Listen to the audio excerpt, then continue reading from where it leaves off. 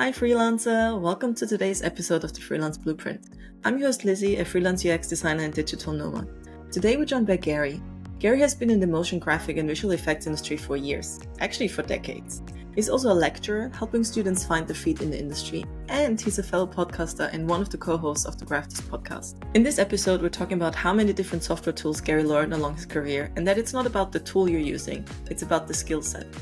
We've also had a, let's call it, healthy discussion about AI. We both have quite different opinions about how it might affect the freelance and creative industry, so it was very interesting to discuss this topic with someone who comes from a different angle. So far, I've mainly interviewed people with a handful of years or a decade of experience, but having someone on the podcast who has had a whole career as a freelancer and seen how things have changed over the years was very insightful for me, and I hope it is for you too. Let's dive in. Hi, Gary. Hi, Lisi. Where are you calling from? You're in Manchester, right? Yes, I'm just south of Manchester in a place called Derbyshire. Where I am, we're in the middle of the place called the Peak District. And it is... Beautiful. It's beautiful. Yeah, it is. It is. If I didn't know anything about you, but I would meet John, who, for the listeners, is your co-host of your podcast, how would he describe you to me? Recently, we have a Discord server as well. And the point of the Discord server is to help students to improve their skill sets. I spend time talking to the students and telling them where I think they're going wrong with certain things. And John describes me now as the person who Nodens people. Nodens? In other words, oh, yes, I Noden them because that's my surname. So I'm Nodening people now when I tell them, no, don't do that, do this. In John's eyes, I've become a bit of a self-fulfilling meme prophecy, I suppose. Which is not the best. But he would say I am friendly, committed, quite anti-AI. I don't know. He always describes me as being like a comfy armchair. I think that's probably the best thing. That's a nice description. I think. Yeah. I'm all nervous now as well, which is... I'm not normally nervous about anything. Why? Why do you feel like you're nervous? Well, it's because when I'm doing our podcast, when I'm talking about motion graphics and animation and the games industry and all these things that we discuss, I'm coming from a position of I'm in charge. And all of a sudden it's having someone else ask me questions about things. I'm trying not to be a fool, but I can't help it because the inner fool is on the outside most of the time. How can you be a fool? Like, you have a lot of experience. You're even teaching students how to do what you're doing. You're not a fool. Also, it's recorded. So if there's anything, we can always cut it out and we can portray you in the best lighting. With the best lighting. Pitch black is the best lighting for me. No. There's a saying in the UK, which is you've got a face for radio. Harsh. The point... I've forgotten where I was now. What was I saying? Why are you nervous? Yeah, just because I do. You're right. I've taught people in the past, and I still do a little bit of teaching now, and I'm trying to help them now as well. I'm still doing it as a career as well, and I do come across. I do have this. It's like there's a comedian that I kind of put on the front, but it's not a put on. It's just who I am, and I don't like hiding it because there's no. I'm not a big fan of people who put on airs and graces and try and be something that they're not, because at the end of the day, you'll always be found out. So I am just the person that you see. And when I do things wrong, I'm the first person to put my hand up and say, did it wrong. So, I believe in being honest about things because I think it's the best way. I don't like it when people lie. One of the biggest problems I have with lying is when people lie on CVs. Because I think if you lie about what you... Yeah. Oh, yeah. I mean, a few years ago, there's a guy who I was working with. He hadn't long been graduated. And he said a few things that he said he could do. The person who I was doing the work for, said, right, we need to do this, this, this, and this. And I just watched the blood drain from this guy's face. And it was like, and you could see that he was immediately having difficulties because he didn't know what he was doing. And I do think that's a worry. I don't like it. I think lying on a CV, even though I've actually heard someone say, "Oh, don't put it on your CV anyway." And I'm like, no, don't put it on your CV. Because you will get found out. It's just not good. It's such an interesting thing. I would not say put anything on your CV that you haven't done, but there is this common saying that with a lot of things in your career, whatever, fake it till you make it. I'm not saying put fake stuff on your CV, definitely not. But also sometimes just because you haven't done something doesn't mean that you can't. So for example, if you think of your students, for example, for them trying to get their first gig, they can probably say, I've done some visual effects. They probably didn't do a project with a massive movie or something along those lines, but they will have done some sort of visual effects. So they can put visual effects on their CV, even though they've not officially worked on that type of project or a grant project that the client might want to cover. And they will probably be able to improve their skills or Google stuff to get it to a specific outcome that they might want. I'm not saying oversell yourself. Be transparent with what you can and can't do. Be open with it. But I'm surprised that people still put stuff on their CV when I think it's so easy to be found out on that. Mad. Exactly. Yeah, mind blown. It is. And as I say, these things, it doesn't happen quite so much, I don't think. But I do think the standard of the students is getting better. But I think that's generally because the standard of the teaching is getting better. And I do mean that because there's a lot more people who are being taught, students particularly who are being taught by people who work in the industry. And there's one particular university in the United Kingdom, and I'm going to name it because there's no shame at all with this. It's the University of Hertfordshire, and they get students who go in there. They're taught by professionals and ex-professionals, and so there's another one of these things, one of those little sayings, isn't it? If you can't teach, well, Hertfordshire is like if you can teach, and that's kind of how the quality of the work that comes out of there.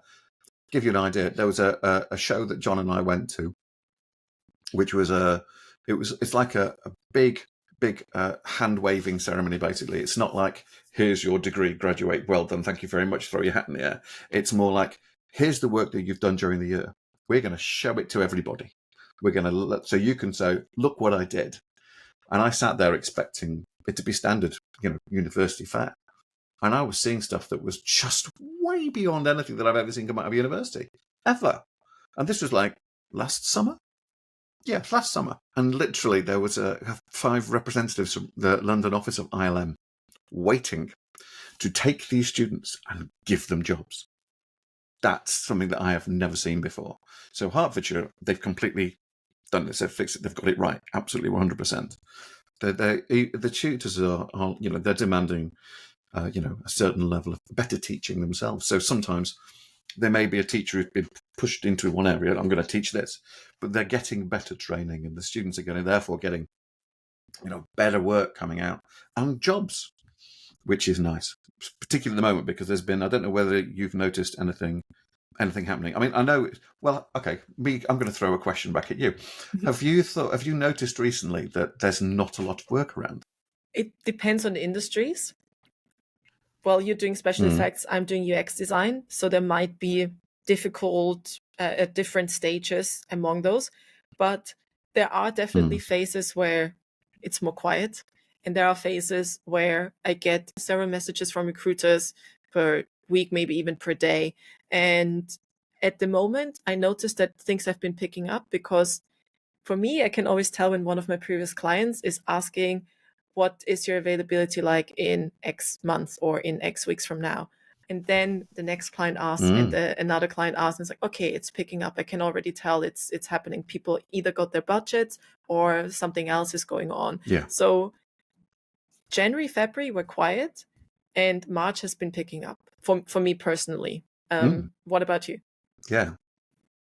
Well, in the UK, it's been. I think a lot of people in the UK have noticed this. Is that round about the time that everything went, up in the air in Ukraine, and then more recently, obviously, with what's been happening in the Middle East, with Israel and Palestine and everything, there's been this sort of like everyone hold back. Don't do a thing. Nobody do a thing. We're very concerned about how things are going. Governmentally, politically in the UK, things are not great. And the price of living is very expensive. And everyone's been like, no, we're not spending any money. And then there's been this literally in the last 2 weeks, because there was a news report saying that the economy has grown by 0.02%. And it's like everyone's seeing an upturn. And the moment they start to see the upturn, everybody suddenly has money to throw at stuff. And it's this landscape has been, dominating. The political landscape has been dominating the industry. And then also the writer's strike last year, that absolutely literally all these projects were moving forwards, and then everything just went off a cliff, and there was nothing out there at all. So you have a lot of freelancers who are like going, well, what do I do? I've got no work. So they're looking for work in other areas, but then they're bleeding into the small indie freelancers, if you see what I mean, because there's big VFX freelancers, and there's people like me who do lots of little different things. So so I've got the motion graphics side that I do, and I've got I'm working with Unreal, and literally this morning I've been learning how to use Houdini's fluid simulation system for this little job that's going to happen hopefully in the middle of the year. So it's all of us, the people who were always just doing all this were suddenly scrabbling away with the rest of us at the bottom, and that's kind of that means that everyone's now fighting for this chum that's down here, and everyone's going, I can't get any work. And then all of a sudden, literally, it's like everyone. I got a WhatsApp message from one of my best friends, who's a motion graphic artist, a guy called Jim Campbell. He is incredible. Jim. We're all the same. We all think we're worse than everybody else of all of our peers, but Jim I think he's exceptional as a graphic artist. I really do. And he sent me a message at WhatsApp saying, "It's over. It's over. It's suddenly getting better. Everybody's asking for me." And he was, and this is the thing. It just got this availability chart just went, and as you just said, are you available in June? Will you be available later on in the month? We need someone. And I had yesterday, I had 2 people saying to me, "Are you available at the moment? We could do with someone starting, maybe possibly going into next week." And I'm like, yeah, I think I might be. Because it's like, you have to take everything as it comes, as you say. And you're right, January, always quiet. Without a shadow of a doubt, always quiet. February normally is when it suddenly kicks in, I find.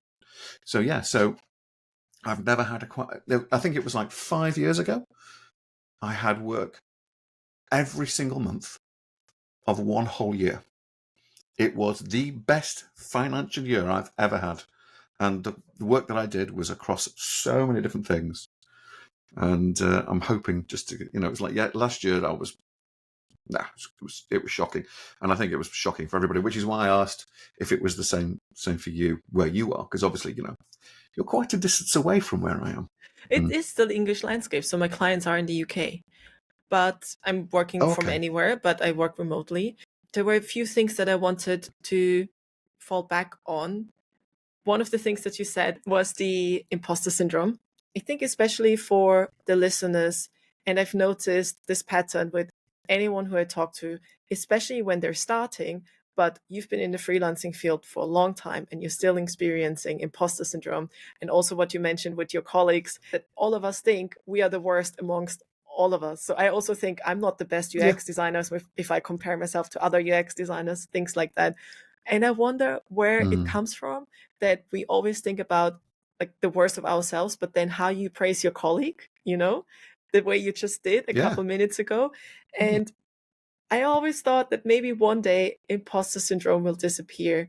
And then I was on a coaching call with with Annelie Hansen, and she's been, I think, 30 years or something in branding and all this kind of world. In the group coaching call, she was talking about imposter. It's like someone who has been in the industry for 30 years still experiences imposter syndrome. You're still experiencing imposter syndrome. So do you have any tips also for the beginners, what looks like having this situation which will never end? How do you deal with imposter syndrome? It's an interesting thing, isn't it, imposter syndrome? Because it shouldn't be something you have. I think mostly the reason why you get imposter syndrome is that you always feel that you never quite know enough in relation to the person who's next to you. That there's the old adage is basically the grass is always greener. And it is. My neighbour's front grass literally looks better than mine, and I know it does. But when I'm on his side of the garden, he says that his grass is worse than mine. So and I think imposter syndrome is kind of like that. When you're in a room and around people. I went back to full time for a short period of time for about 2 or 3 years. And a guy I was working with, a guy called David Sturzaker, he left, I think just after I left. But he was, whilst he was working there, he always felt that he wasn't doing the right thing. And I would look across at David's stuff and I'd be like, dear God, man, that's amazing. And he has gone and he's working with another firm now. For the first time ever, he was showing them things of how to do things in Nuke. And they'd look at it and go, how'd you do that? That's brilliant. And he's never worked in a place where people have not been at the same level as him. So his imposter syndrome that he had when we were all basically working together, and the fact that I would look at Dave's stuff and say, that's fantastic. He's in a situation now where he's a bit more respected, and he's been working on Doctor Who, and it's like, Wow. And he can't tell me anything about it. And I'll say, what have you been working on? And he goes, I can't tell you. I said, are you enjoying it? He goes, yeah, it's okay. Yeah, I'm enjoying it. I said, have you still got your imposter syndrome? He goes, oh yeah, totally. I mean, I see some of the things these guys are creating and they're amazing. I can't do that. And I'm looking at stuff that Dave's done, and of course he can do that, which means that the imposter syndrome, it never goes away. I've been doing this over 30 years. In about 3 weeks' time, what time? What's it? 3 weeks' time, I'm going to be 54. Now, I know full well that every time I sit in front of a keyboard, I'm always trying to do better than I've done before.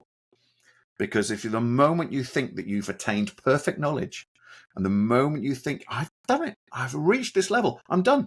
No, you are done. Because if you think you're brilliant, you might as well just get out of the industry.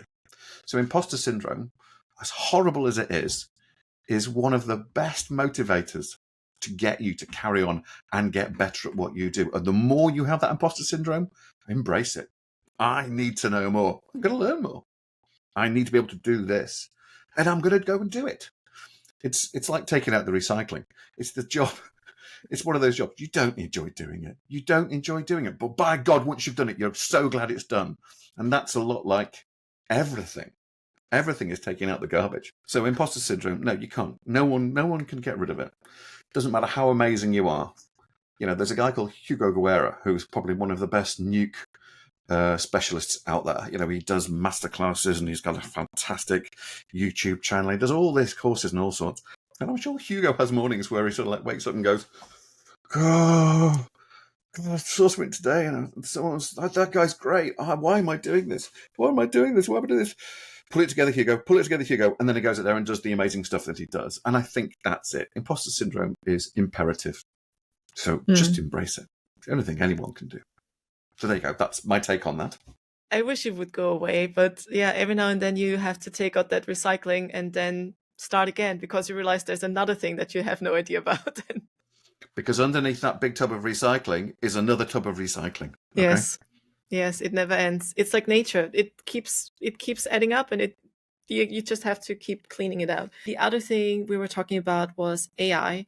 How do you feel that AI has impacted the visual effects industry? Quite a bit.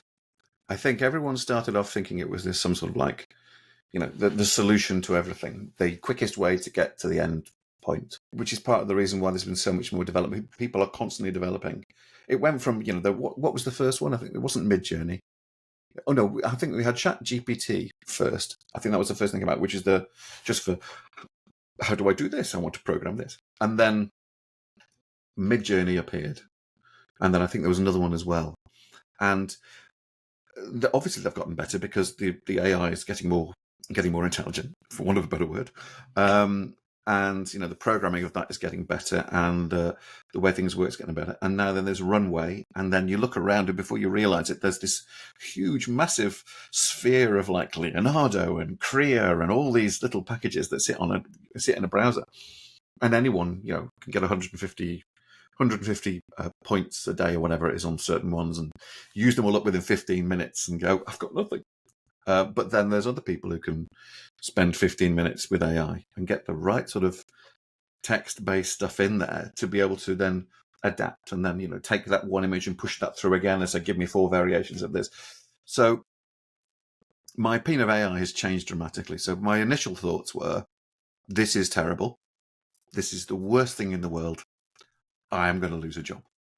And there have been a couple of occasions where people have lost work. I think there's one that's quite. I think it was on LinkedIn and a few other places where a guy was working for a games firm, and him and another person basically went from animating characters to making AI text things to make a character animate. And he didn't want to do that. And then they said, well, we can't employ you. And the other guy was there. He basically, it's like a swan. Oh, yes, I'm gliding through this, whereas underneath his feet are doing this, trying to catch up. I've got to get this stuff to work. So he basically obviously got a career using AI so he can work with it. And that's the key thing here, is that it's not going away. It's like a nuclear warhead. They're always going to be around now. It just blows up the industry. But it's there. But it's about how we use it. For example, I've been using Leonardo recently. I've been trying to get my head around, how can I use this in a much more sensible way? And I've got one of the guys who's one of the admins as well on the Discord server. His name's Tim, and he uses Midjourney, and he does beautiful things with it. But he knows that this is a starting point. So it's kind of like, well, you're going to use AI. Let's use it to say, right, well, if the height of this screen that you're looking at right now, if the height of this is sort of like, here's where the finished piece of work is, where does the AI stop? And it's got to stop about there, about a quarter of the way through the beginning of the process. So it's like, I'm going to throw ideas at the wall and see what sticks. And then when it gets to that point where that's all stuck, that's fine. I've done a lot of stuff with AI, looking at different things and saying, put the same text in, slight variations. And then you look at everything that it's created and gone, okay, this is reference only. And that's it. And that way you can use AI and get some staggeringly amazing stuff that you possibly wouldn't have thought of yourself. And then you go, right, okay, that's brilliant. Now I'm going to take it further. And that's how we need to use AI. And then maybe somewhere in here, particularly with animation, there's, digital sort of systems. When you do animation, 3D animation, you have, rigs and you do poses, and it's like when you're drawing animation, you'll do set poses and then you'll space them to get the timing right, and then you'll do the in-betweening. Now, in-betweening has always been done by people, and then when 3D began, they were like, oh, my jobs are gone. They'll have no work in the industry. And in the end, they're still in between. They still do all this sort of stuff and help to get that sort of motion from one place to the next during the spacing to get it absolutely right. AI will probably end up removing that part of the industry, but it still won't have that nuance that you get with an animator. So it's just going to be a help. It's going to be an aid. But as I just realized that on my screen, I can just see the tip of my finger just going up and down by the side of my ear. It's going to end up doing some stuff. I still don't particularly like it, but at the same time, I can see the uses of it. But it just needs to never reach this point of the project. It's got to be down here and no higher. And that's how I feel about AI. I think it's so interesting to see different people's opinions about it. Don't say but. Yeah. But there's always been, especially in the last 100 years, so many changes. Not too long ago, when I grew up, people were like, oh, if you put children in front of the TV the whole time, they're going to end up being stupid, things like that. My dad's generation, it was when you put them in front of the radio all the time, they're not going to go to the playground. And of course, things have changed. You do see children being on the phone instead of running around on the playground. Like, I'm not saying this didn't happen, but also technology has always been an aid to things. There's always a good and a bad.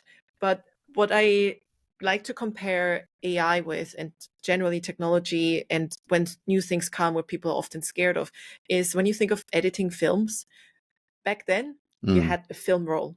You had to manually cut that thing. You had to glue it back together, wait for the glue to get stable again, that you can put it through the projector without it ripping. This whole process took forever. And then they digitalized it. Now, editing can happen within seconds. There's apps on the phone. You can do it directly on Instagram, on YouTube. Creating even a 7-second reel for a YouTube short or a TikTok, Instagram reel, whatever it is, before would have taken forever, and now it takes you a short amount of time. And the way I see AI is just another tool to fast track your process. And it can be, in a way, and that's what I think why many people are a bit scared, it's the creativity part. creating this character, making it move in a certain way. And if AI takes up too much of that, it kind of loses that. And if it's all a generic pool that it feeds from, all the things will start to look the same. But that's when I also think the human comes in to create something more interesting out of it. And also it allows you to be the art director, not just the person executing things, because the stuff that maybe you wouldn't have been able to execute, AI can now do. And now you can direct the whole thing a little bit more. That's how I see it. Going back to what you were just saying there about the editing, I think, the technological shift there was wonderful because it allowed a lot of time saving. But the creative nature of it never changed, because the decisions were still made by the same people who made the decisions with, original, sort of like, the original film. You're right, but you cut something out of that original film, you throw it on the floor, you've got to find it to put it back in. Whereas at least if it's digital, it's not properly cut, and it's not really, but it just means so you can do things quicker. But the actual creativity, the actual creative decisions were always coming from the same person who did that. Whereas now with AI, those creative decisions, I mean, I don't feel, and I'm praying that it doesn't ever, but I don't feel that AI is capable of having that, I don't know, that creative spark that a human being has, because that's a sign of pure intelligence, and no, that's different to artificial intelligence. So that spark will never be there. For example, there was a small piece of AI stuff that had been done recently, and it wasn't with Runway, it was with something else. And it was like an alien head on a guy walking round in a circle pretty much between a bunch of streets in New York. I don't know if you've seen it. It's like a blue alien face. He's got a hat on, he's wearing a shirt, and he's just walking. And as he walks past people, there are people, and they're all, everything, the background is all blurry, which is great. Saves a multitude of sins. And there's a guys who are turning and looking at this guy, looking at this blue alien thing. And, there's one guy who walks behind him, and then there's suddenly two guys as they go the other side, and the buildings, and it feels like he's literally not walking along a road, which is how I guess it was kind of meant to be. It actually just looks like this guy is just walking in imagine a square, right? Yeah, street, and it looks like he's walking like this, which you just don't do, because you'll get run over by a car, especially when you can see cars that are going left and right. So it's, just doesn't happen. But there are people who are appearing out of the sides of people. It's just not got that intelligence to be able to do this properly, and I hope it never does. Well, it might do it. Like you say, it keeps getting smarter, but I'm not sure if it will. Not on my time. Not on my watch. You never know. It generates intelligence. It teaches itself, and the way it teaches it, it's I think for us normal humans, very difficult to understand how it works. Even for the people who understand technology, who code, etc., they can't really grasp in what multiplying factor it learns. But the thing with creativity, and I'm not saying humans are not creative, but there hasn't really been anything new under the sun, is what they say. And when we think we are creative, it's our brain taking what it already knows and linking several things together. And it's not that we're creating something completely new, that like fire or discovering something. You kind of make different variations of something we've seen in another form or another. And I do believe that AI might be able to get to that point, because our brain creates those things when we don't think, like when we shower, when our brain basically rests, or when we do some mundane tasks that we do all the time. That's when people get their ideas. And I do believe that AI, who knows when, but I do think it will come to that point where it can create things for you, which will be scary, because then you can really replace humans. But people will tell me I'm too, how do you say, when you believe too much into the good stuff, idealistic, or living a lie, or more kind of I don't know what the word is. Anyway, I can't think of it either, but it means that you constantly look at the positive, you never look at the negative. Yes. But there's always going to be good things that come out of this, and there's someone at the back saying, "You fool! The robots are behind you. Don't do it." Too late. I'm feeding AI right now. We're all feeding AI all the time. But one of the points that you made, which I think is a very important point, is that when you use AI, you're generating stuff with the AI that then goes back to the AI, and so it kind of becomes this little ball of everything looks exactly the same. How do you get creative with that? But you can't, if you give it ultimate access to everything. That's the thing that you don't want to do. It's a dichotomy, isn't it? It's a difficult thing to understand until you're actually faced with this thing. And I mean, one of the guys who created AI recently said, "No, we've got to stop it from being involved in all this stuff." And it's like, okay, thank you for setting up this time bomb that's ticking away at our jobs. Well, but I still feel that there's even though, as you said, there's going to be a time when it's going to be able to do all sorts of things. Absolutely, it will be. But hopefully, it'll be a little bit longer than give it 15 years, please. Can I just retire?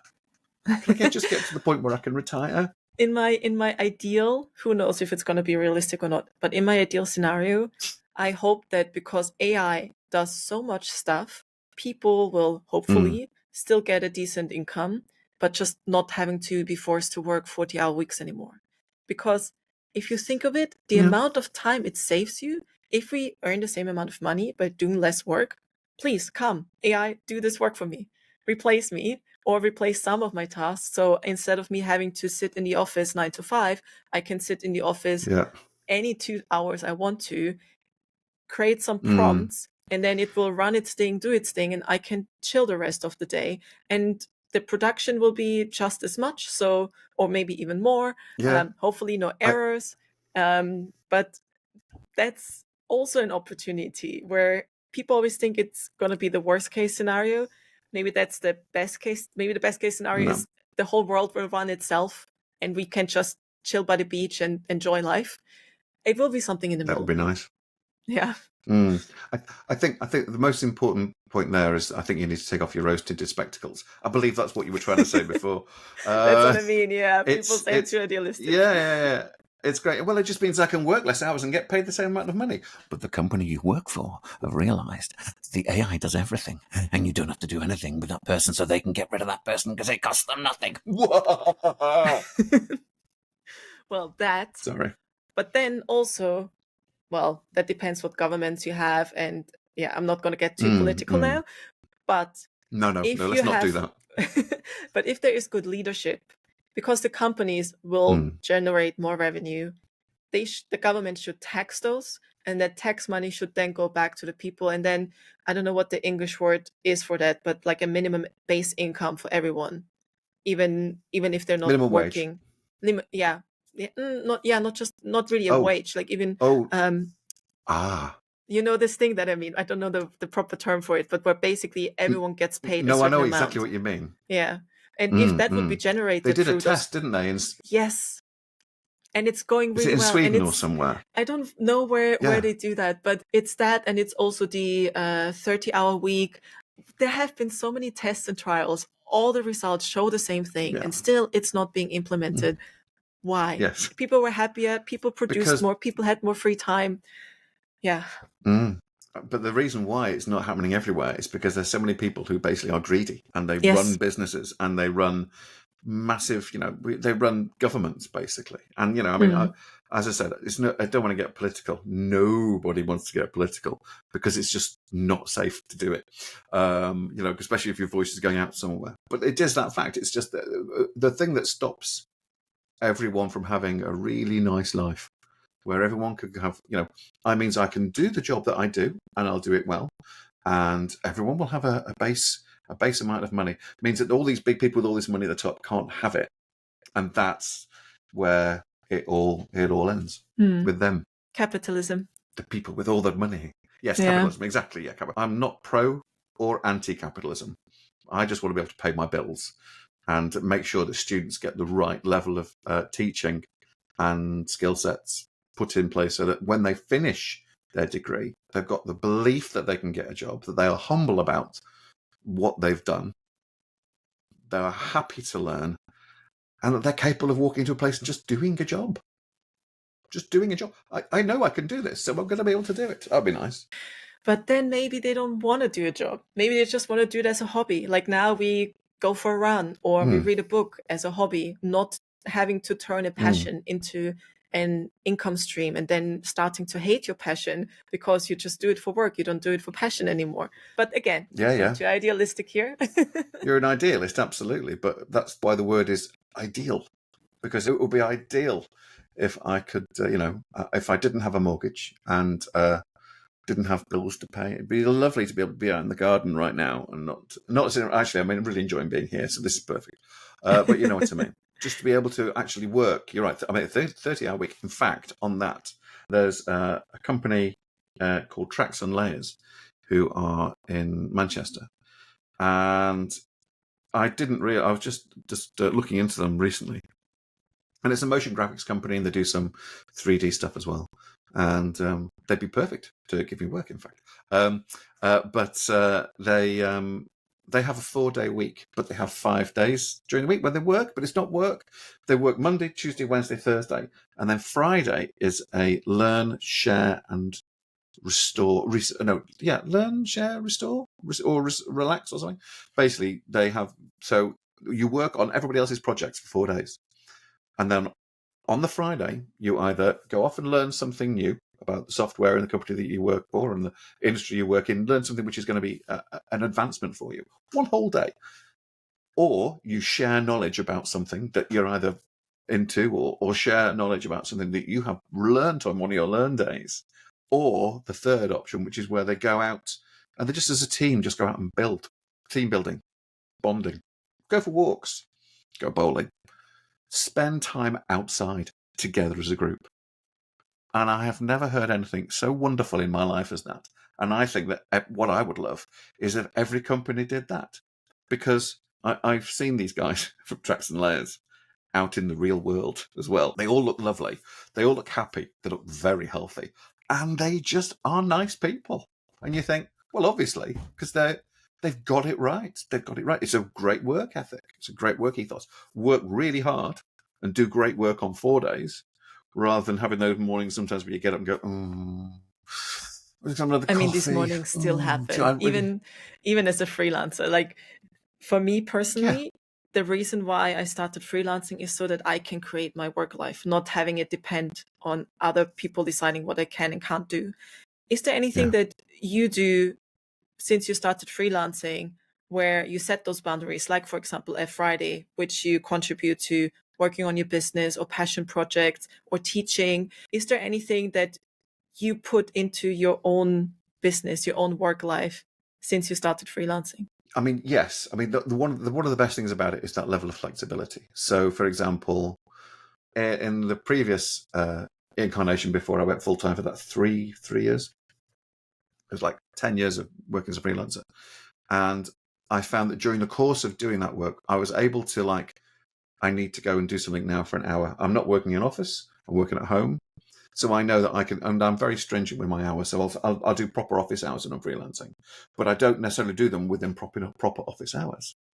So I can say, right, well, here's where I'd normally have lunch. So I'm going to shift that forwards, and I'm going to go here and pick up the bricks and the wood and whatever I need and bring them back and put them where I need them, and then go back to work. And then occasionally I'll eat in front of the computer, but I try my best to not do that because it is one of the worst things you can do. Yeah. You need to have a proper plate. You need to go and sit down at a breakfast bar at a table, and or even just go out and say, right, come on, let's go out. Because my wife works remotely, or partly remotely. She's actually not here right now. She's actually in the office. But she sits next to me, working completely different industries. And we sit here and we joke about, oh, hi there, how you doing? Nice day. Oh, good weather, isn't it? Like we're in a real office. And then Alex finishes before me. So she'll go, bye, see you tomorrow. And I'll go, see you. Of course, it's just the other side of the door is the house, So, but there is that kind of ability to just be able to go, yes, I'm going to go and do this now and come back. And then I'll carry on working. But then I'm going to go and have some food. But that means that's another 15 minutes out of the day that someone's paying me for. So I'll put that 15 minutes in later.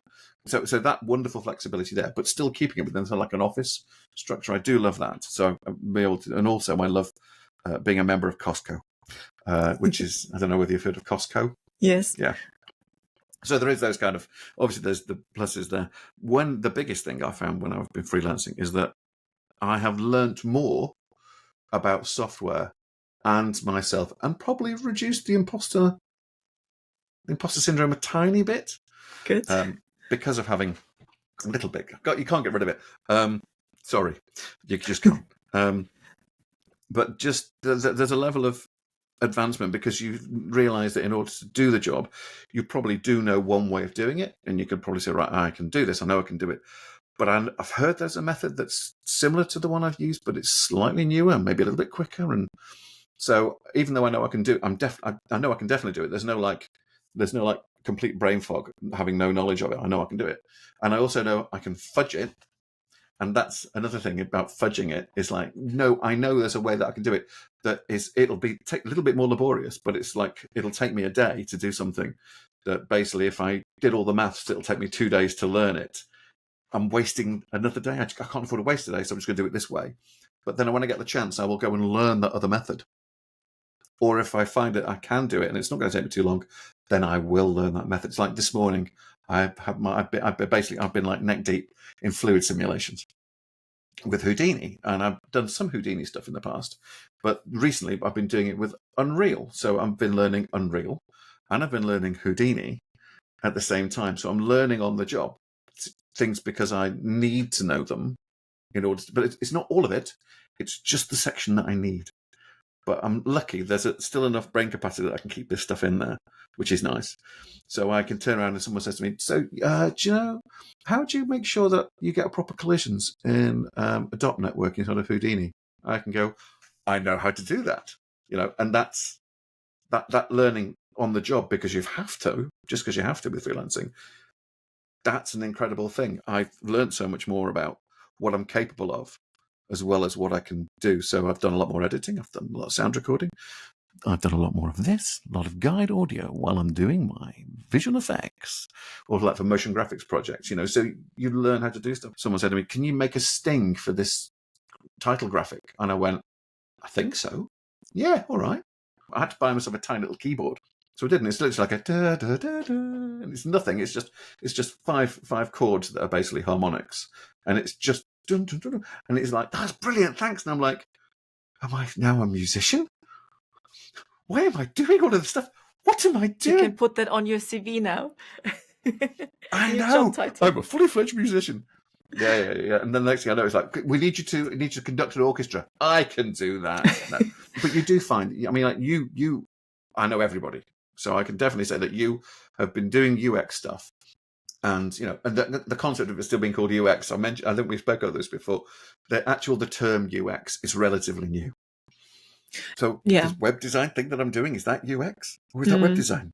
I don't know. Is it? Yeah, it's the same thing, but it's a much more defined thing, which is why it's user experience. It's still a big part of web development, but it's and I've had to learn lots of things about this in order to get here to know that this is my niche. This is what I'm really good at. I can still do this other stuff, but I know that this is what I'm great at, which you obviously are. By the way, I've seen some of your stuff. I was very nosy. Oh, no, I was very nosy. I had a damn good look. Well, the thing is, my portfolio is a couple years old and I've not updated it. So, but I'm happy that it still impressed you because in my eyes, like, oh my God, what did I design? This I would do differently. I would do that differently. But on the there it is. The imposter syndrome. Oh my God. It makes you better. It does make you better, yeah. But also I still need to update my portfolio. But in the last 30 years that you've been working, you keep learning new skills. You constantly have to stay updated. Like you mentioned now, you're learning Houdini or like the other tools. And how do you keep, how do I phrase that question? How do you stay motivated when you know that maybe that skill that took you a long time to learn might be replaced by a new software, different technology, might be replaced with AI, whatever it might be?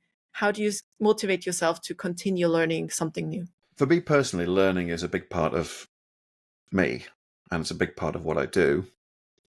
And I think that I've never found a piece of software that I didn't want to learn. I think that's what it is. And also, again, it's like even software-wise, the grass is greener. So you look at things and you go, but I can do this in that. I know I can do it in here, but it looks better because it's been done in this one. But Mayr's wonderful. Yes, Mayr is, but Blender's free. And, and you sort of like, and you start to see this kind of like, in that case, it's like, well, okay, well, I'll just learn it anyway. I'll still keep this skill, but I'm going to learn that one too. And it's like Blender is, I love Blender. It's a fantastic piece of 3D software. It's developing so quickly. And you think, oh my God, they put it in geometry nodes. And I was like, this is brilliant. This is like mini Houdini inside of Blender. This is great. We want more of this. So I learned how to use it. And then they changed the entire math system, and they put in fields, and they put in all this. I'm just like, okay, right, I'm going to put a pause on learning this just at this section. But I will come back to it. And I think because you always, but for me, learning is imperative. If I didn't have software to learn, I don't know where I'd be. But I think it's very important to, I do know someone actually, whose name I'm not going to mention because I hate him. No, because he said, I can't be bothered with learning this when I can just do all this in Mayr. Why do I want to learn to do it in something else? And I was like, because it's not about the software. It's about the skill set. It's like, and I'll use Mayr and Blender again as a descriptor here. Blender's been around for what, 10 years now? And when it first started, actually it's longer than 10 years. But when it first started, it was, it didn't use the left button click, it was a right button click. And everyone was like saying, oh, this is just too technical, I can't face it, push it away. To becoming this thing which everybody is saying, if you want to learn modeling, just use Blender because it's free and it's fantastic. And it's, if you could use Cinema 4D, or you can use Mayr, or you can use 3ds Max, you can use this now. And there's so much. There's a massive community of people who are heavily involved in the software.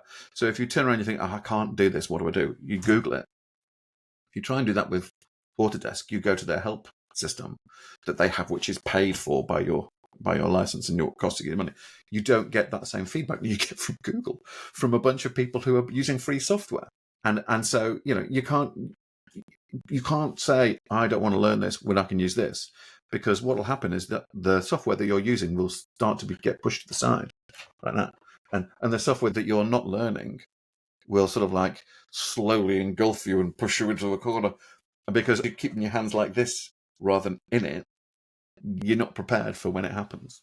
And I'm only using Blender as an example, but it's like Houdini. Houdini is this thing that's just crept up. It's been around for years. I remember when I was working in London, about 22 years ago, it was, some representatives of Side Effects, I think it was still Side Effects then, came into the office and they were showing us how you use Houdini. And we were like, oh yeah, that's really good. Yeah, that's really nice. I don't think it's going to work with our pipeline. And now, everyone, every single VFX jobs, Mayr essential, Houdini essential. And then at the back, Blender would also be quite useful. And it's like, okay, so, the first one's Mayr, but the other one's like, this is really, we're going to do flames, and we want to do water simulations, and we want to do, massive, like, buildings blowing up. Yeah, you have to use Houdini because it's the only way you can do it now, because it can deal with the amount of data that the other software can't. So you've got to make that leap, and making it in small stages. It's like don't try and jump up a flight of stairs. Take it one step at a time, and you'll be okay. I must write that down. Oh, you just recorded it. I like that. One step at a time. I mean, I'll send you the snippet.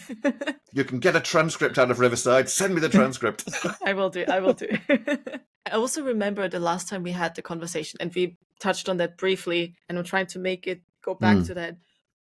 And I remember when we talked about it, you said what you want people to know when they start freelancing, that there will be this phase where there are no clients, where you're going to think, oh my God, why did I do this? What's going to happen? This is going to fail.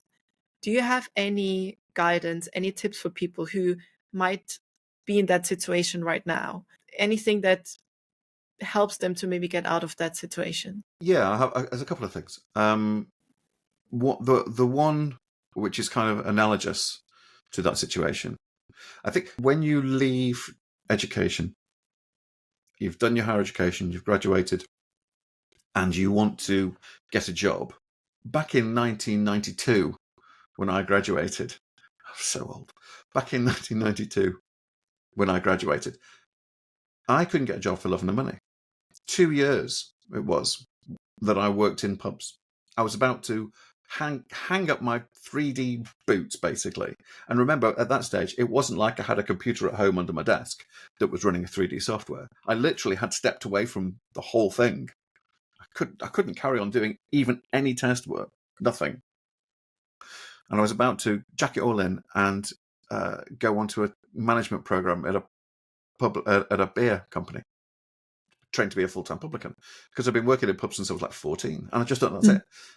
And then this job appeared out of nowhere, and I thought, well, I'm going to apply for it. And basically, it was a chance in a million that I just happened to have. I was in the right place for one thing. I could easily commute to it. It was just there. So the analogy I wanted to get to, referring to that, because when I got that job, it was like, this is great. It was awful, but it was still that step in the right direction. The analogy I wanted to get to is that if you are coming out in the industry today, think of it in terms of an actor. Actors go through the whole of their education, coming out the other side, knowing full well that they will be working in some other industry for the next few years until they get that big break. And you can keep on acting because it costs you nothing. You can just join a little theatre amateur group or whatever. So you keep on doing stuff. You keep busy, but you have a main job which is earning you money, even if you are living at home or sharing flat with friends or whatever, whilst you are still trying to do a bit more of stuff with your skill, trying to get yourself better and better and better. And then keep on going and knocking on doors and stuff. So that's kind of the career mindset that you've got to have if you want to be a freelancer, or even just to get a job full time. It's not going to happen straight away. It just isn't. So don't come out expecting to go straight into a job. Not everybody can get into the University of Hertfordshire, for one thing. But even some of those guys who are at the University of Hertfordshire, they won't have gone straight to ILM, or they will have gone to, not so much LucasArts, but other games companies, the games companies who want people to do background art or concept work or all this wonderful stuff. So it's a big market. There are always more people than there are jobs. It's going to be tough. It's going to be tough, but keep at it. Keep at it. Make sure that you have got access to a computer at home, that you have got access to software. This is why things like Blender are so important, because you can do our modeling that looks great. Because if someone's going to look at it, they're not going to look at the software, really. They may ask you what the software is later, but if you create an amazing, okay, I'm going to go there. Spaceship. I'm sorry. It's a trope. It's such a terrible trope. But if you create in 3D an amazing spaceship and you look at it and go, oh, it's another bloody spaceship. But sometimes I look at it and go, oh, wow, look at the detail there. And they put that there. And that's brilliant, because it would have that. There's the little holes there where the feet would go. That would be there. They've put it in. They've got attention to detail. They've looked at it and gone, right, this guy's great. Let's get them in. This is what you need to be doing. You need to constantly keep honing your skills, which you can do for nothing practically, and then you'll get a job. And particularly, actually Blender's really good, because a lot of games firms, particularly the smaller ones, they're not spending money on software when they can spend money on good people. Mm-hmm. So if you already know Blender and you're really good at it and you've been using it, in earnest, and you can see you've got a load of stuff on ArtStation, or you've got it on Behance, you've got it wherever you want. You've got a platform of all of your stuff out there for people to see. Someone will, obviously you've got to promote yourself, but some people will see it, So just keep doing it, because it's a tough world. It's a tough world out there. Do you remember your first days? Oh, yes. I actually want to ask you, how were they? You mean my freelance days or my work days out of uni? Both. My freelance days, I was incredibly lucky that I was hired by someone who used to be a freelancer, and she told me things that, oh, you forgot your company number in the invoice and things like that, without embarrassing me, but still guiding me through it. And she always gave me something that I needed at the stage where I was at. So if someone would have told me up front, oh, you need an invoice to show X, Y, and Z, I probably wouldn't have taken notes or whatever. I'll get to it when I get to it. Whereas she was there guiding me through when I needed it. So that was great. Freelancing also has its up and downs, of course. And then that company lost their investors, or they pulled out for whatever reason. So it's this whole like, oh, I thought I have this gig. What's going to happen now? And after university, I was struggling a lot to find a job. So I was studying in Austria, just did my A-levels there, and then actually went to film school and did a little bit of playing around with Cinema 4D. But yeah, I ended up in a corporate, like not even a corporate job, and as a cashier somewhere. And wasted a lot of time there, and then kind of kicked my butt to have a change in my career and ended up studying in the UK. And because I wasted so much time with film school and other stuff, I was 25 by the time I graduated. I was the oldest at university. I don't know. I felt like in a way I had an advantage because I already worked. I'm not completely new to ever having had a job. I started working since I was 16. But at the same time, I was old for that type of jobs. So people would not want to hire a 25-year-old intern. And it was difficult to get a job as a 25-year-old without previous experience in that industry. And yeah, I struggled quite a bit. And what helped me was we had this exhibition, and one guy saw my portfolio and offered me a job. But the problem was it wasn't copywriting, which is what I initially wanted to do. He hired me as a designer. And I didn't know until my first day when he introduced me as everyone to the design intern. But it turned out well. I wouldn't be where I was now if it wouldn't have been for this one time where someone saw my portfolio and thought, she wants to do copywriting. She probably sucks at this, but her designs don't look that bad. Let's hire her as that. And I don't know if that was his thought process, but it wasn't easy. And I remember my dad, who was born in the 50s, just after the war finished. And he had the golden time where economy was picking up. Everyone was hiring people straight off university, straight out of school. I remember I had 2-3 months of runway of savings in the UK. And I was like, I know the worst thing that will happen is I move back in with my parents. I had this safety network. But at the same time, as a 25-year-old girl, woman, whatever, probably more like a girl, who already lived on their own, who went to study abroad, having to then move in with the parents, it's just not what I wanted. And I applied for jobs and everything. And it's been 2-3 months. And he asked me, are you even applying? What are you doing? How come that you don't find a job? And I told him, it's not just me, it's the landscape. It's, first of all, I'm not English. And I wanted to be a copywriter. It's not my first language. And second of all, I don't just compete against my university peers. I'm competing against all the people, all the students all around the world. Back then, it was also before Brexit, who can work legally in the UK. So for every little internship that you'll find, you'll have thousands, not hundreds, thousands of people applying. And he just didn't understand that it took me 2-3 months to find a job. Nowadays, 2-3 months isn't even that crazy amount of time after you finish a course or degree or university, whatever it is, to find something. So the struggle is real. And it's not just honing your skill, but it's also putting yourself out there in front of the right people. And most of the gigs that I got were either because I applied for gigs or I asked my network. But if I would have just done some work, honed my skill, and not told people that I offer UX design, like, how would they know what I offer? But also, do you remember how you got your first freelance gig? My first freelance gig? Yeah. It was an accident. It was a complete accident. Tell me. I was actually had a cup of coffee yesterday with the guy who I was working for at the time.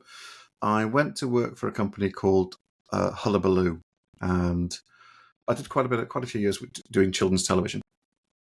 And I was just compositing, basically. They had a team of animators, and we were doing a show called Muddle Earth with BBC, for CBBC. And I was just sitting there with After Effects, and I was comping with two other people. We were comping the Flash animation onto Photoshop backgrounds, and we were giving them depth and doing effects and stuff over the top. And it was great. Honestly, there's about 3 jobs that I can definitely say have been my best jobs ever, that I've absolutely loved from beginning to end, and that is one of them. It was just, every day was a joy going into work. It was great. And then for one reason or another, which none of us were aware of, the company basically went bust while we were working on the project. Thankfully for us, there was the producer of the job was, he wasn't a member of staff at Hullabaloo. And he appeared like this. And at the time, I think we were all like, thank God. He appeared like this, like angel, like floating down into the office. And then landing down and going, I'm going to save you all. And he basically, he was in control of all the budget. So even though the company that we were working for had gone under, and the major management people went off.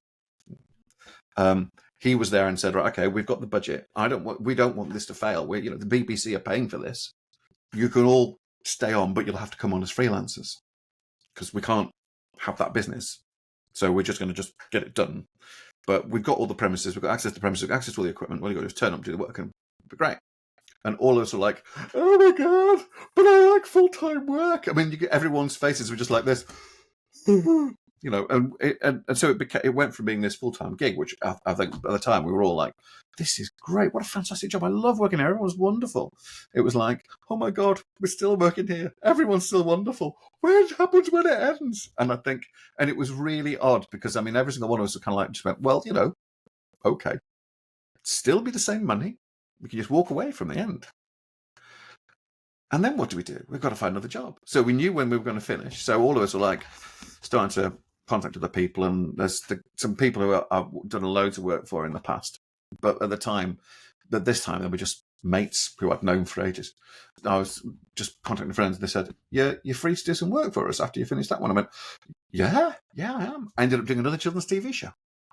And then it was like, then the guys who had done Model Earth with, they sort of reformed and become proper people. Not the original company, but the new company started pretty much on that same spot where I'd been doing Model Earth.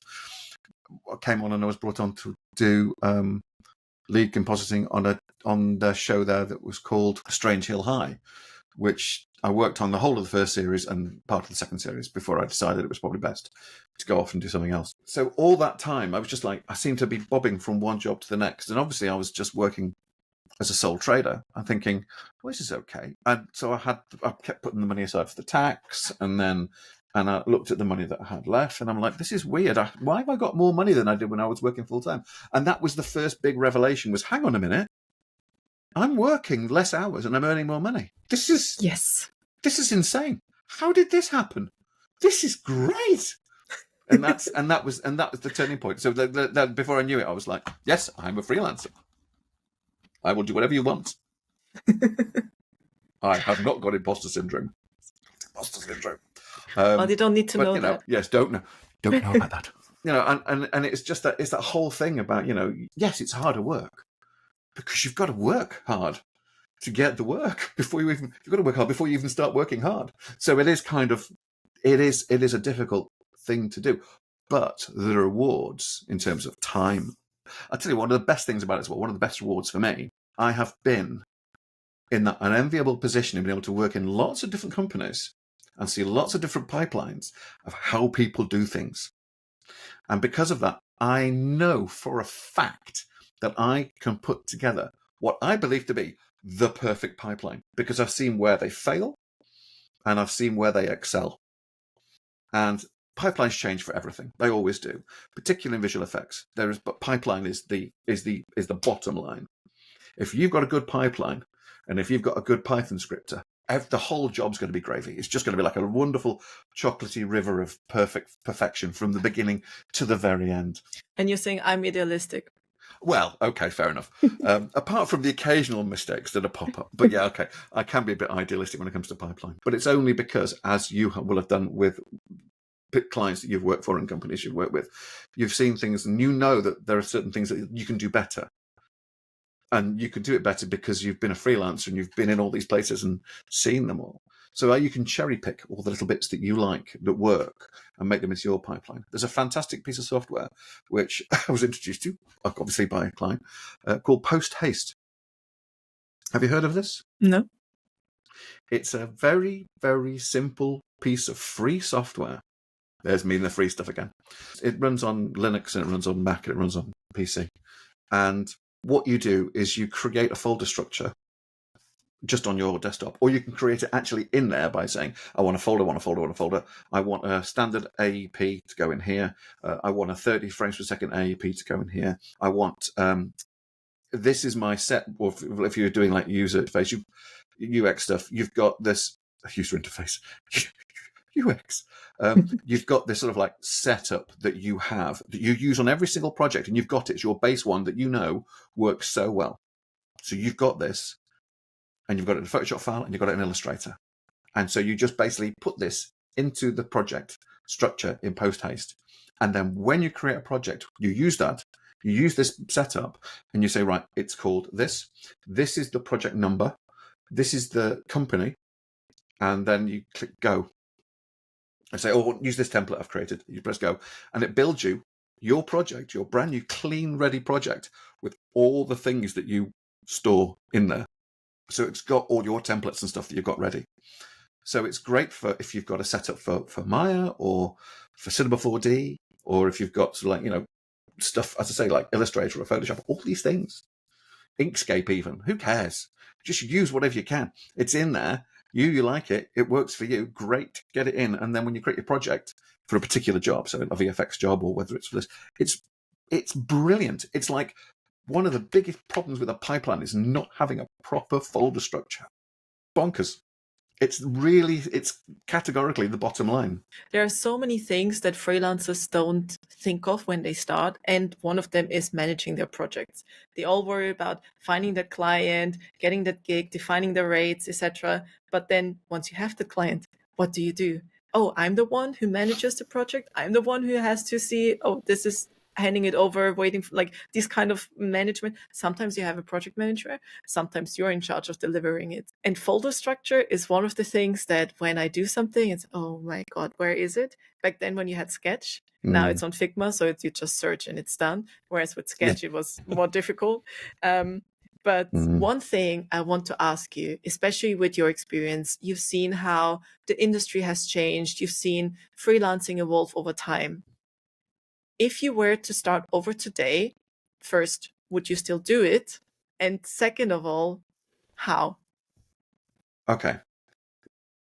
If I was going to start all over again, I would still try and get a full-time job. If I was coming out of the industry today, I would want to get a full-time job rather than a freelance gig, purely because I think that in order to be able to do the freelance gig, I think it's very good to have a solid grounding in a full-time gig, because it's knowing how a business works.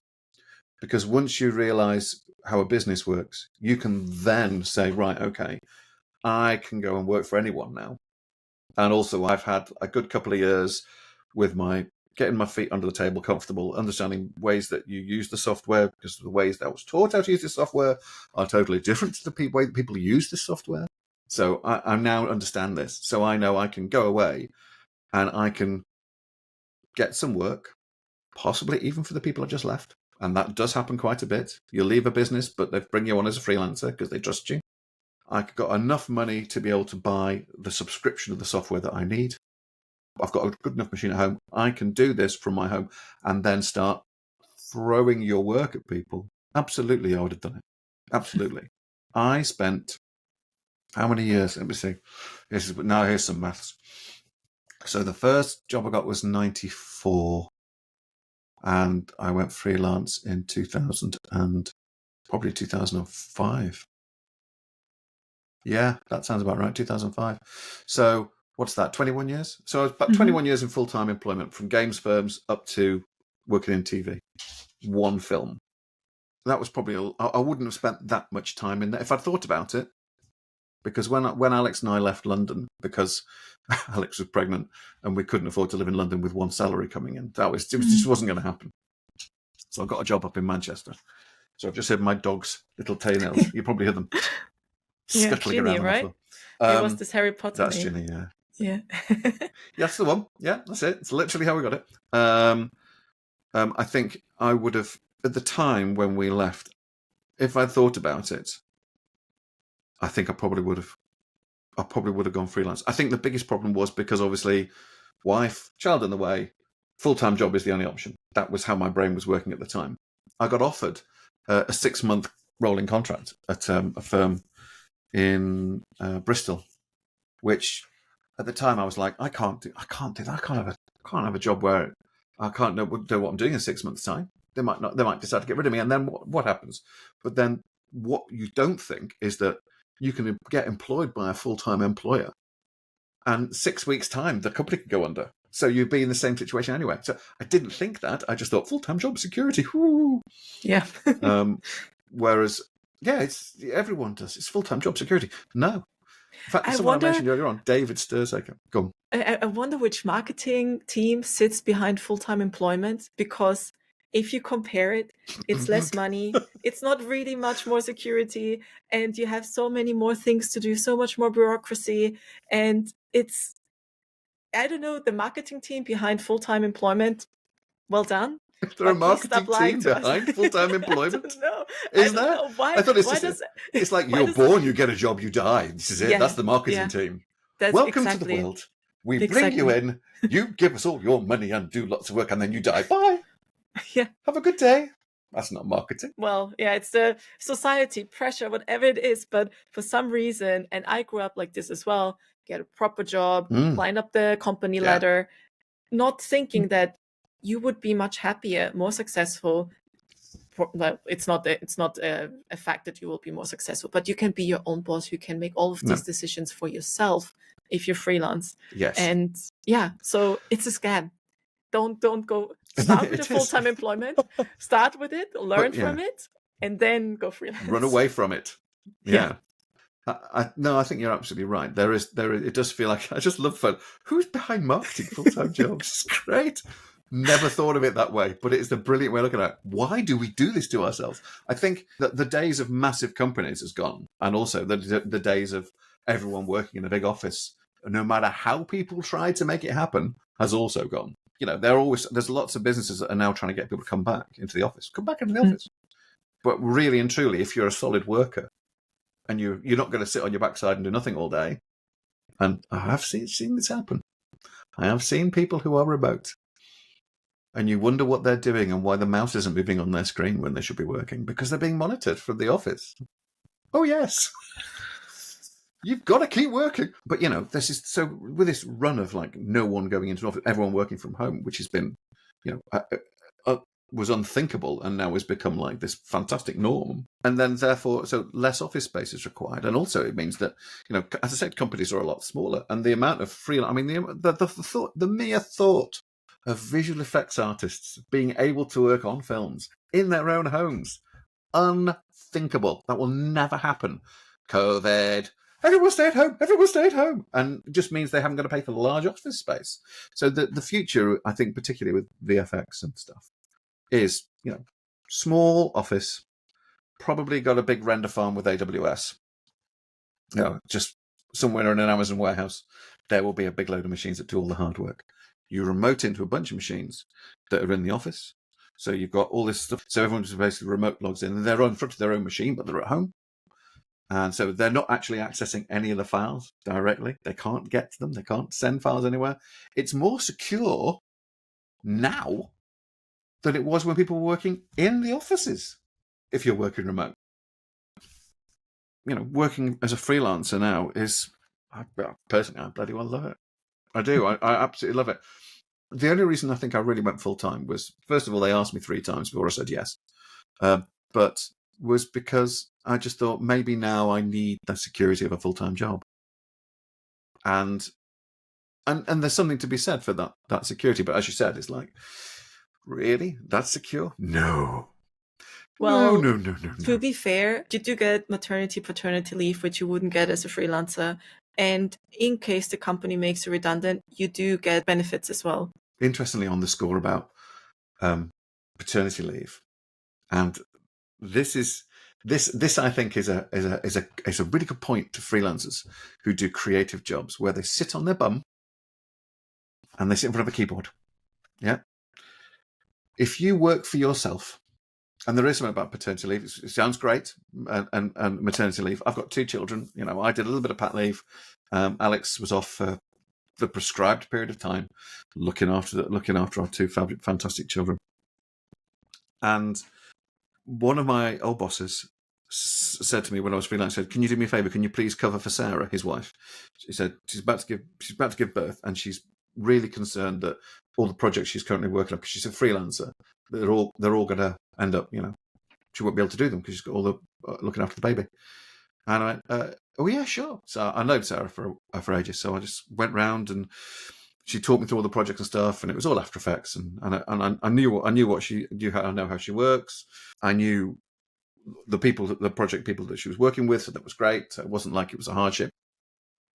And then I said, so hang on, so what are you going to be doing? Well, I'm working on these things. She went, well, obviously I'm looking after the baby. I said, you do realise, because I'd had 2 kids at this point, they hadn't had any. And I said, you do realise that all that child is going to do is going to be sitting in a baby bouncer next to you. It's all it'll do. You can work, and if you need to go and change a nappy, it's the same as if you're going to refill a cup of coffee. You just go and do it, and you come back and you carry on. They're the most portable, easiest things in the world to look after. So the thing about having a baby is theoretically, yeah, you can have late nights and stuff. But the thing is that you get your partner. Here I am. Well, not yours, but you know what I mean. I'm the partner. Yeah, they do all the night shifts, and then you do all the day shifts, and that worked out brilliantly. So if Molly or Eve cried in the middle of the night, I'd go downstairs with the baby over my shoulder. I'd sterilize them, get the sterilized bottles. I'd fill up the milk. I'd feed the baby, and then I'd put them back and I'd just get back to bed, and I'll be out. So Alex basically was able to do stuff during the day, and Sarah said, "Oh no, I'm going to be knackered." And I went, "You think?" I said, "Well, look, honestly, give it a go, see what you think." And in the end, I didn't have to do anything. She just did it all because she realised, same as I said, that it's not difficult to look after a baby at the same time, and and also a bit of family always help as well, always help out. If you're not too far away from them, of course. And that's not me being, from a masculine, like big man perspective, women will be fine. It's literally, partnership, you work together and you can do it. But it also means that you can still earn that money. You'll still earn the big bucks when you're freelancing because it's not hard to do it when you're at home. You're not going into somebody else's office. You're working from home. So the baby is literally it's not like you've got to stick it in a nursery or something. It's actually, you are the nursery, but you're still the full-time person. You can still be that amazing person at your work, but you now have a small child resting over your shoulder, which you're doing this with constantly. I think that really depends. I don't have children. I don't know if I will. I'm not planning, but never say never. But I think it would be incredibly hard to work and being distracted. Well, I don't know if it's just a baby, maybe it's not that bad. But once it starts running, once it starts talking, I think that's going to be trickier. That's when you go to nursery. Yeah. Yeah. And then you have to be very lucky with the baby that it's not a screaming baby or you never know. My experience is that they all do a bit of that. Yeah, a bit of that. But if it's but I don't know. I'm not a parent. All of the people I met who had children, they cry a lot, but then maybe it's not actually as much. But you also don't know what to compare it to because you don't know what's a normal amount of screaming. Yeah. I know this is nothing to do with what we're talking about, but literally the prime example of this is Alex and I. Molly had just been born. I had driven our little 2-seater car that we had at the time. We got rid of that very quickly. A little 2-seater car, and I'd driven to the hospital, and because Alex was in there for 2 or 3 days, and to pick up Alex and pick up Molly. Got the car seat out of the bit. Got her in the car seat, and we're walking away from the hospital, going, "Is anyone going to take this? What have we got to take it away now? You have no idea what you're doing. You haven't got a clue what you're doing. You're just thrust into this world of having this small pink screaming thing that poos, and it's just like, I should have had a pet dog, I can tell them what to do, and you have to, every part of it is a total. It's like freelancing. You get thrown into the deep end, and hopefully you survive. Just to wrap up this conversation, there are 3 questions I always ask my guests, and one of them is: would you ever go back to a permanent job? Yes, I would, but it had to be the right job, and have to be the right amount of money. I think that would be tricky to cover both. Probably the reason why it'll never happen. But if it was if someone turned around to me and said, "This is what I need you to do," and I still had the opportunity to learn and do new things, as well as do the stuff that I already do, then I think I'd probably, I might just bite the hand off, quite frankly. But I love freelancing. Yeah. I would not be able to go back. Never say never. You never know. Maybe there is this perfect company. Exactly. You never know. Or you start your own big business and you start employing people. Yes. Well, then you kind of become an agency. So yeah, if you could go back in time to, let's say, the person who was doing bar jobs because fresh out of uni, and you couldn't continue doing visual effects, you couldn't there was no software, you didn't have a laptop under the table. If you go back to that time, what would you now tell your younger self? Oh, Dean. See, I've thought this a few times, and now I'm thinking.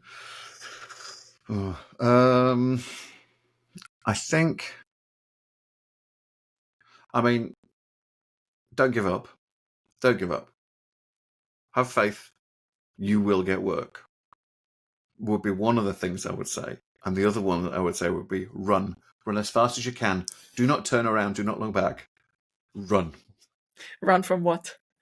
Everything that's happened. In terms of, work's been amazing, but it's also been, there are times when it's been absolutely atrocious. I've seen people around me doing work, practically killing themselves to get things completed.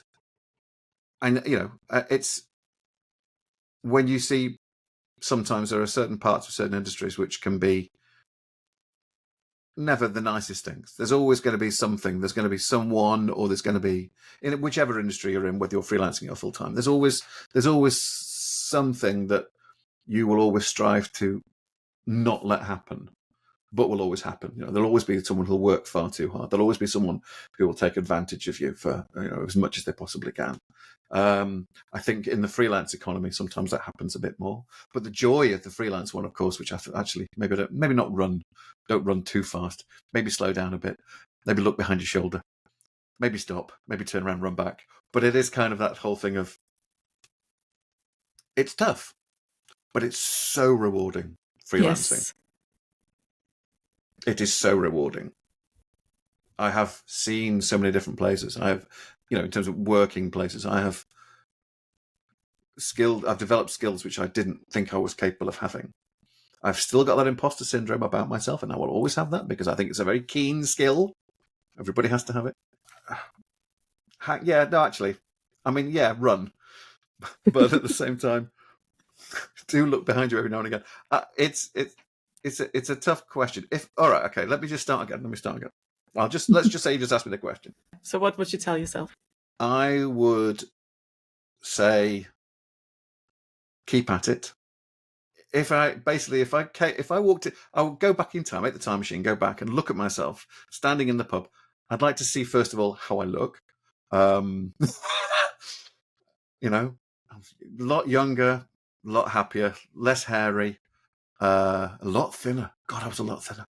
I think I'd want to say carry on with the pub work, but I think I'd probably say, stick at it, keep your mind busy, keep yourself fit, but don't let your dreams vanish away from you. Because at that point, the dreams really were for a full-time job, working either for a games company or working on a film. And the film stuff didn't come till later. But it was worth the wait. And I think, it's going to be a tough journey. And you're going to end up working some ridiculously stupid hours. And you're going to see some friends who basically will fall by the wayside because of how difficult it is. But just keep pushing at it. Because at some point, like I have now, you'll stop and you'll look back. And with very fresh eyes, you'll go, bloody hell, did I really do all that? That's amazing. And that's the thing. I'll be honest with you. I think as I said, there are 3 jobs that I've worked on which have been fantastic. One was a show called Model Earth. One was a show called a Disney show called Evermore, which we did in like 3 weeks, all the visual effects for like 7 episodes. Wow. And it was all done in After Effects. And it was and there were 3 of us doing it. One of them was a visual supervisor, and me and a guy called Jay. And we just sat there and we had fun. And we worked 9 to 5. And we got it all done. And it was great. There was everything just flowed. Jay was also just a genius. It was just a great job. And the other one was a show which is on Curiosity Stream now called Speed, which I did here in Manchester. And I look at everything I did on that, and I did a lot of drawing. And I hadn't done that much drawing before. Basically, I've done drawing all my life, but I've never done it for work. I've always done lots of motion graphics and stuff. It was all pretty much motion graphics. But we were using After Effects. I create the camera rig, So you move the point of where the camera is pointing at, but then all the rotation and the yaw and the pitch is all completely separate. So you could say, I want to look from here to here, but I want the camera to spin and do this all the way between those 2 points. So it's always looking roughly here, but it's going, I could twist it here. And then if I wanted to change it, I could just adjust the twist without changing anything else. So it was just like, I'm now going to pitch it higher. Oh, bring it lower. Okay, right. So we were doing things really quickly and getting work done. And it was all 4K. And this is before people were really going overboard with 4K. And it was just so much fun. I haven't drawn so much since, I don't think. And I look at it now and I just go, that was great. So it's one of those fantastic memory jobs, which everybody has. Whenever I go and see these guys, because I pop in every now and again. Got any documentary work coming up? I'd love to help out on that. All that speed stuff we did, bloody loved that. Do some more of that. And they're always saying, well, we've got so much visual effects work going on, Gary. And then all the work for Castrol, and you're like, oh, okay. All right, I'll do that. Pay me. But it's super nice when you have these projects and clients that you're very happy that you work with and that you're proud of as well. That even years later, you're like, exactly, this was a great project. Okay, the last question. If 5 years from now, or when did you say you would retire? Well, probably about 67. So what's that, 13 years from now? Okay, so that's still quite a bunch. So if your future self, let's say when you retired, whatever your life is going to be then, you will relax, you'll have some time with your family, maybe you have grandchildren, I don't know how old your kids are, or like maybe not, whatever it might be. What do you think your future self would tell you today?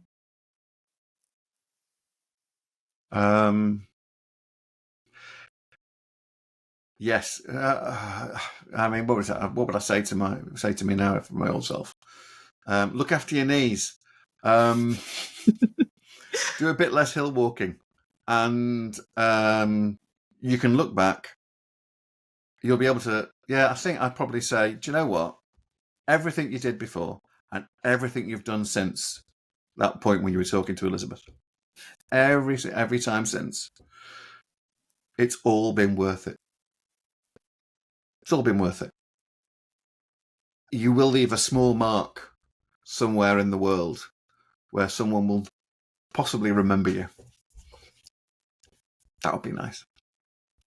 Just someone to go, oh yeah, that was done by Gary Noden. Yeah. He started that company, didn't he? Yeah. Or, oh yeah, Gary Noden. Yeah, he really changed, him and John Stopforth really changed the way the education system deals with students and gets them jobs in the industry. Yeah, that Gary Noden. Hey, he was good at it, wasn't he? Yeah, he was. Yeah. Like not fame, not infamy, but a little bit like you're gonna be remembered. Carry on. You're doing all right. Or maybe someone saying, hopefully. Oh, remember he's been Nodened?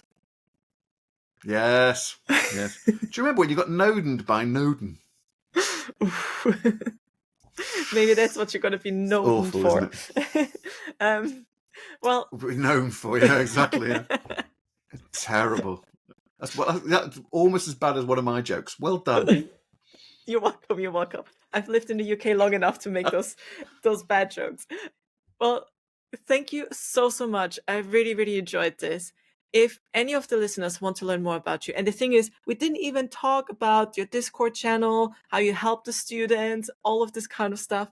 I'll try to squeeze as much of that info into the intro as well. If anyone wants to learn more about you and about what you're doing, where can they find you? I have a website called, and it's very important that people type this in correctly, it's Gen-VFX. You don't want to put it in wrong. Someone's been using it for something else and it's not safe for work. So Gen-VFX.com. That's me, not the other side. And then also I am on Twitter at GENoden, so at GENODEN. I'm also on LinkedIn, which is probably a good place. Obviously, I'm on Juno, because otherwise I wouldn't have met this lovely person in front of me. And you can also get in contact with me via Discord. Myself and my fellow colleague in the podcast, we run a Discord server called the Grafters Podcast Server.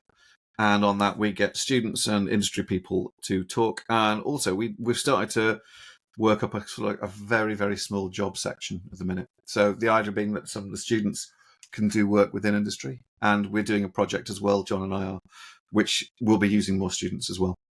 A little bit further down the line. I'm generally around somewhere. If you come and knock on the door, I'll be in, probably. Seeing as I'm a freelancer. I'll add all these links in the show notes. And yeah, thank you again so much for your time. This was super, super nice. I completely understand the comfort sofa analogy, because that's what I feel like. I just miss my coffee. And yeah, I hope the listeners feel the same. Thank you so much. I hope so. I mean, as I say, the person that you've been listening to is the person who is, this is me in the chair. And, people say, it's nice. I've got a friend, very quickly, and I promise I'll leave you alone. I have a friend. I really do. And wow. He says to me, I know, so believe it, I can't believe it myself. I've got an actual friend. And he says to me, he likes to listen to the podcast because it's like just having a conversation with me. And that's nice, because I know that he will be, I know when the things he'll be laughing at, because my references don't get any. I still try and learn new software, but my references are still very old. Well, I need to make more references with AI. Well, the thing is how you see it. It's better to, the thing is, it's not going to be AI that replaces you. It's going to be someone who uses AI. So the earlier you adapt to it, the earlier you adapt to it, the better. Well, thank you so much. Anyways, thank you so much. Have a lovely day. And you too. Thank you. Enjoy your evening, and I will hopefully speak to you at some point again soon. This has been delightful. Thank you so much for having me. No, thank you so much. I really enjoyed this conversation with Gary, and you might have noticed that simply based on the length of this episode.